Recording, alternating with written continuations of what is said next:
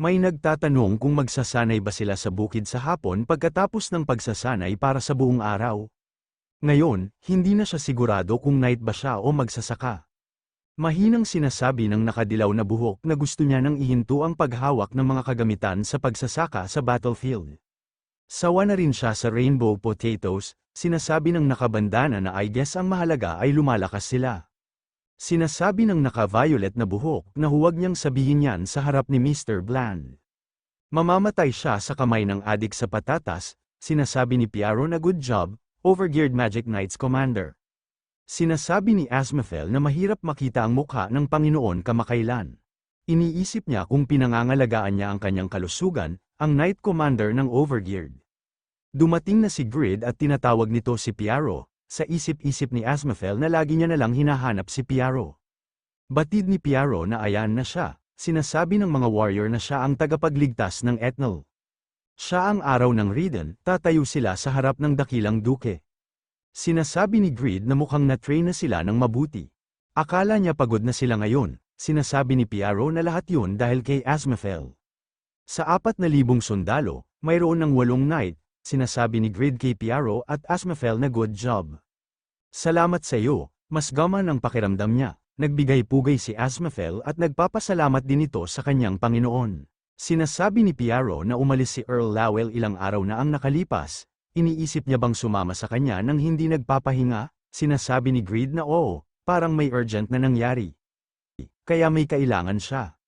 Nilabas ni Grid ang Great Lord Sword, at ito ang character observation.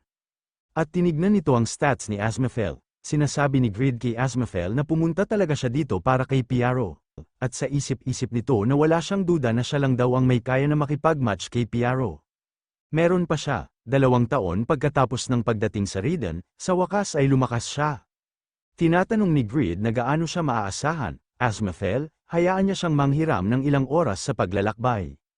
Napaluha si Asmafel sa kasiyahan, at sinasabi nito na aking Panginoon. At sa isip-isip nito na na-realize niya na ba ang halaga niya? Tinawag ni Grid si Noe, sinasabi ni Noe na kailangan niya bang kainin ang taong ito? Ito pala ang dahilan kaya hinahanap niya si Piaro para kunin ang lakas nito, kawawa naman si Asmafel. Sinasabi ni Grid na tumaas ng husto ang agility niya. Dahil sa iyo, mas mabilis siyang makakarating sa destinasyon. Salamat, makikita nating nakahandusay si Asmafel dahil kinuha na nito ng lakas. Tumatawa at sinasabi ni Piaro na tumakbo siya. Hindi, magiliw siyang umalis pagkatapos mabigyan ng mga regalo.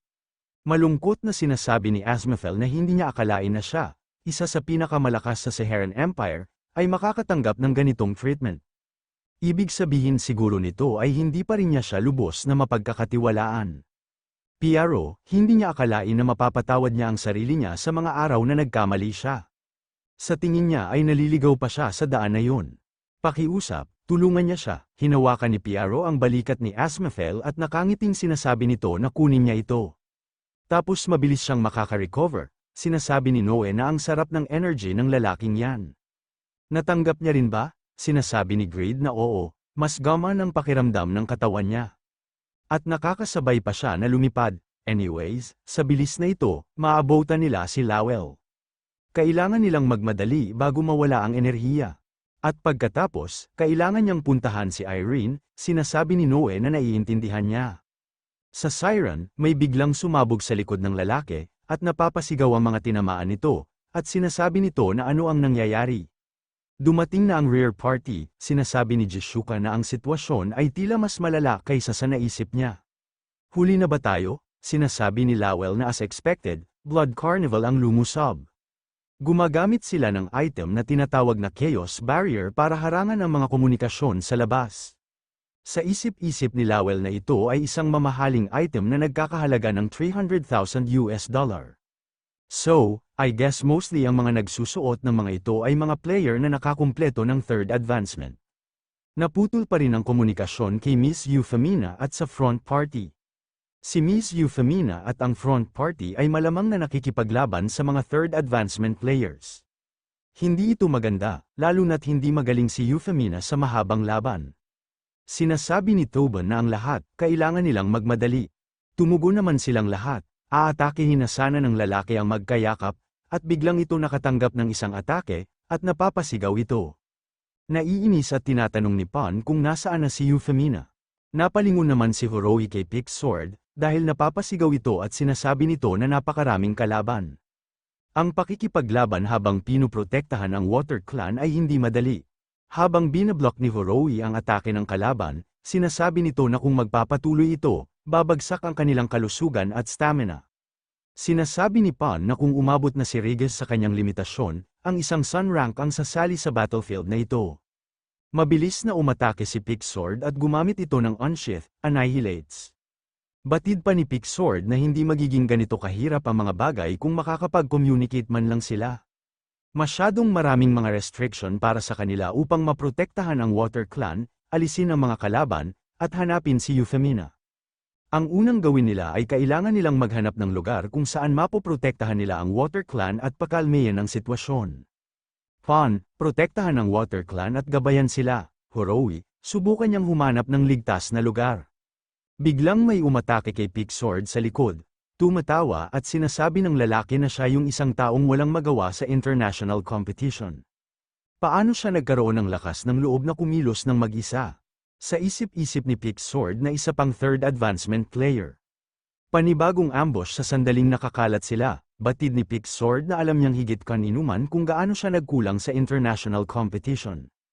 Ang kalaban ni Pixord ay isa sa Blood Carnival at ang nickname nito ay Matdashi.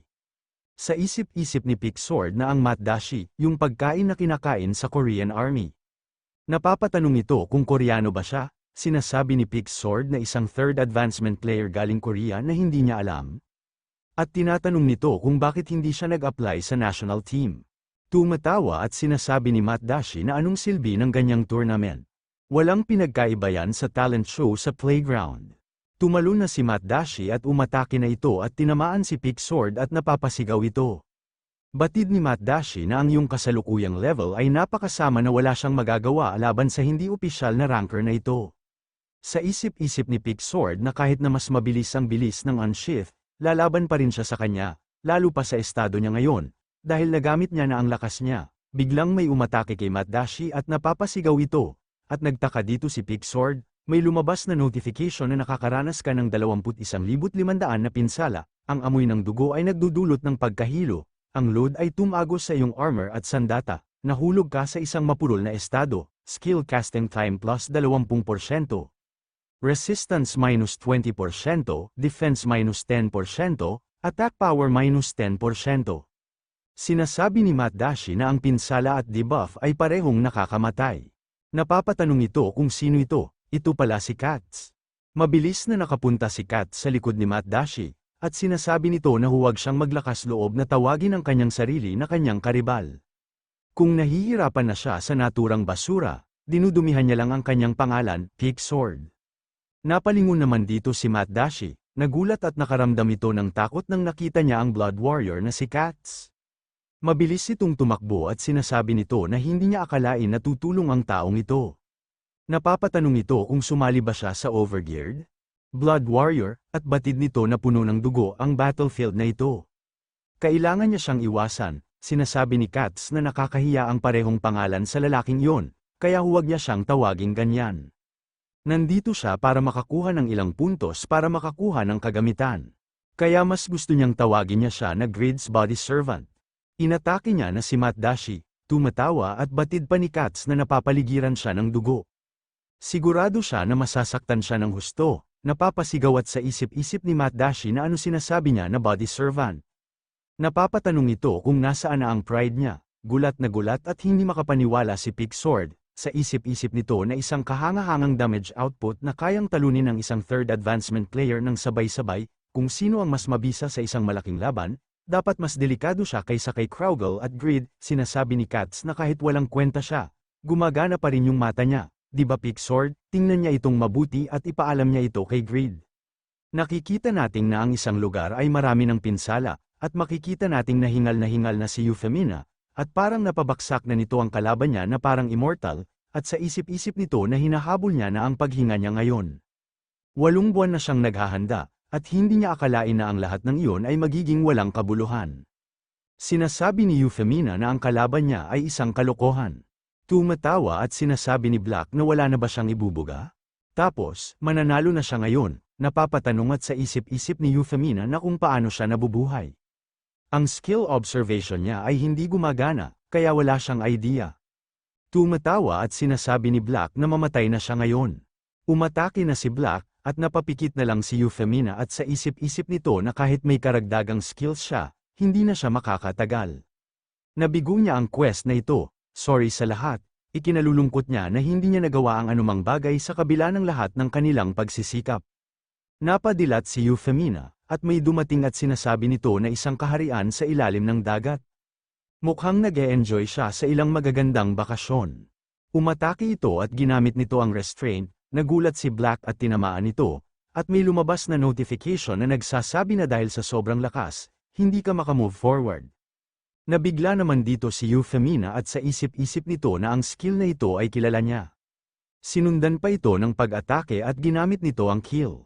Napapasigaw si Black, at may lumabas na notification na nakakaranas ka ng 34,720 na pinsala. Napaatras si Black, at naiinis at hindi makapaniwala at sa isip-isip nito na halos 35,000 ang pinsala, ngunit covered siya ng mga legendary item. Napigilan niya pa ang ultimate ng Sky Above Sky, ang tanging may kakayahang harapin ang naturang pinsala, hindi dapat ito mangyari.